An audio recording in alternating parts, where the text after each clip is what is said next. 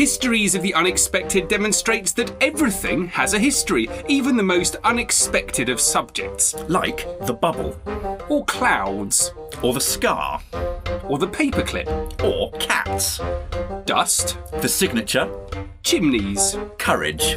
Boxes. The itch. Holes. Dreams. Hair. Or mountains. Well, you can find out about all of these and so much more in our new book, Histories of the Unexpected. Or you can listen to our podcasts in your podcast app. And check us out online at historiesoftheunexpected.com.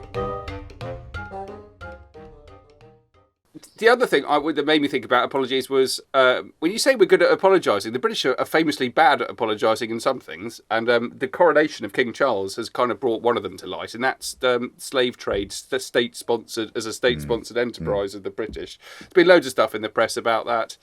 And it's interesting. I mean, if you look at it, Charles II's fascinating. So, I mean, he invested in the slave trading business. It's the Company of Royal Adventurers of England, trading into Africa.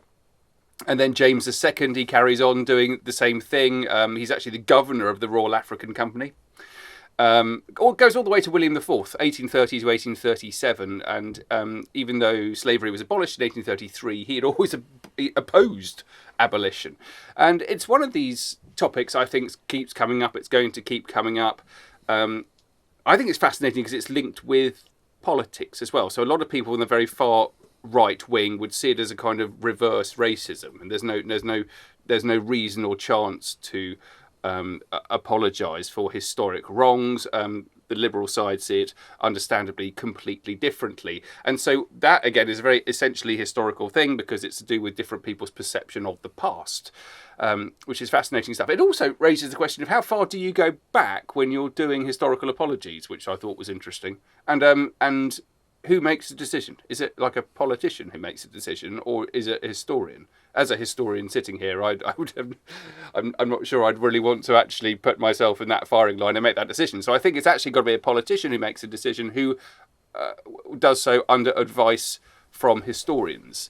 And it's been so much focus on the slave trade as something that everyone needs to apologise for. But of course, there are all sorts of other examples of genocide and war crimes, like the sacking of Constantinople by the Crusaders, or the burning of the Library of Alexandria by the Romans, whatever it might be. There are, when do you go back? It's a bit of a can of worms, that, but interesting nonetheless.